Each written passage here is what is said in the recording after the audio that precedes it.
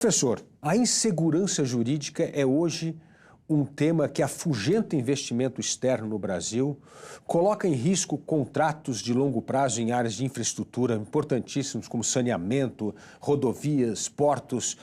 Como que nós podemos resolver essa questão, esse imbróglio da insegurança jurídica no Brasil? A sensação que eu tenho é que teriam todos os operadores de direito de voltarem a atuar,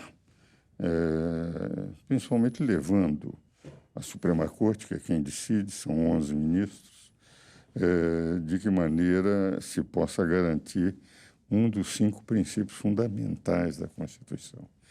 O artigo 5º, que é o artigo dos direitos individuais, declara que há 5 direitos dos quais todos os outros discedem.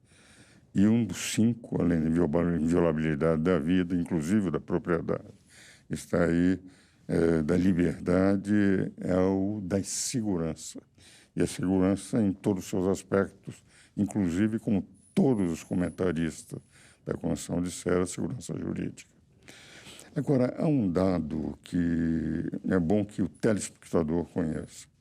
Começou a haver nos sistemas parlamentares de governo uma criação de uma corrente de que o século XXI, como o fim do século XX, seria um século do poder judiciário.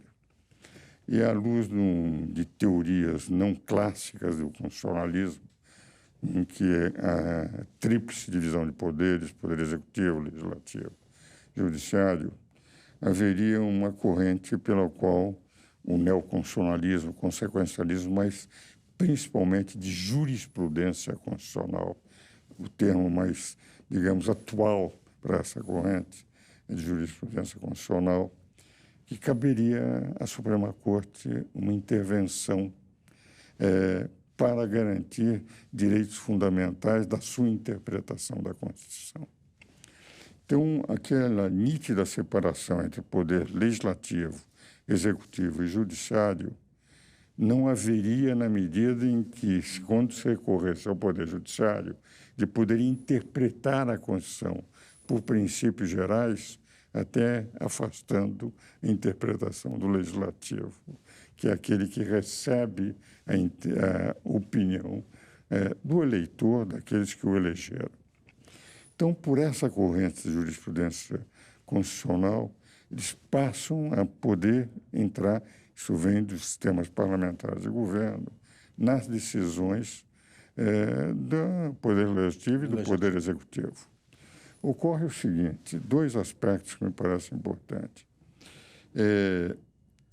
Isso não foi discutido na Constituinte.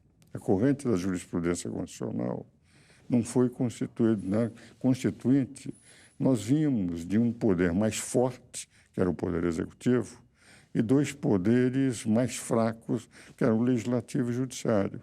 No Judiciário, raras questões envolvidas ao Estado chegavam, porque o próprio Procurador-Geral da República era também o advogado do presidente, e o Poder Legislativo só podia decidir recusando ou apoiando os decretos-leis sem poder alterar. Então, se discutiu de que nós não deveríamos ter mais nenhum poder entrando na competência dos outros.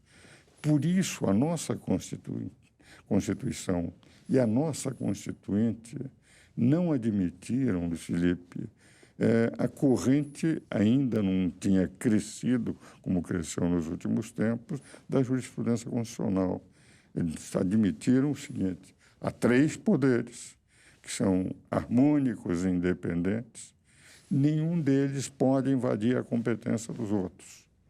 E para mostrar que não podia invadir a competência do Poder Legislativo, colocaram um artigo 49, inciso 11, dizendo o seguinte, cabe ao Poder Legislativo zelar por sua competência normativa perante os outros poderes, vale dizer, perante o Judiciário e perante o Executivo.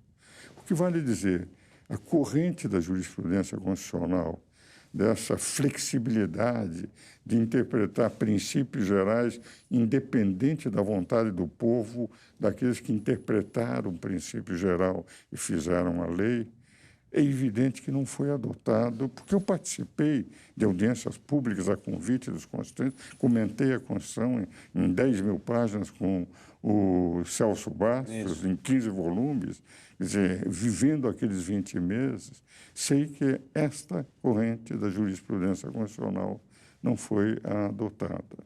Mas como nos temas parlamentares de governo, onde não há uma nítida divisão de poderes, onde o poder executivo, que governa, sai do poder legislativo, onde o presidente ou o monarca, o chefe de Estado, é alguém que cuida de questões de Estado, mas não de questões de governo, em que próprios tribunais constitucionais próprios do regime parlamentar de governo, em que decidem sobre questões constitucionais, não são considerados órgãos do Poder Judiciário, são órgãos entre o Poder Judiciário e o Poder Executivo.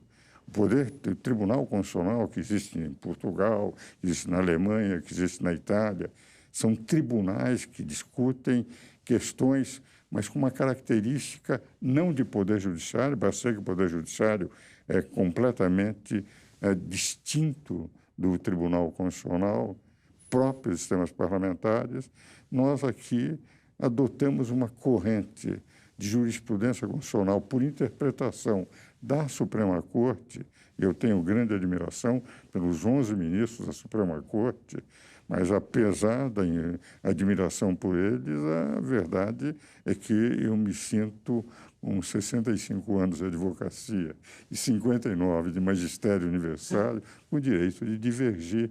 Eu acho que nós não adotamos na Constituinte, e se quisermos adotar a jurisprudência constitucional, teria que ser via Constituição, via disposições colocadas na Constituição, e não via uma interpretação que deu aquilo que não foi discutido e nem aceito. E naquela ocasião não queriam ter mais um poder mais forte que os outros, porque a jurisprudência constitucional dá mais força ao Poder Judiciário, mas uma corrente pela qual os poderes têm que ser harmônicos, independentes, e cada um com a sua divisão. Aliás, professor... Essa é a minha visão.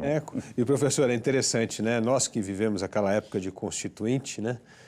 Era uma Constituição parlamentarista que, no fim, resolveram transformar no presidencialismo. No plenário. No plenário. E isso deturpou esse papel, né, inicial que havia. Se fosse uma Constituição parlamentarista, capaz que ela teria tido... nós tivéssemos regime parlamentarista, talvez nós não tivéssemos esse imbróglio que está acontecendo hoje.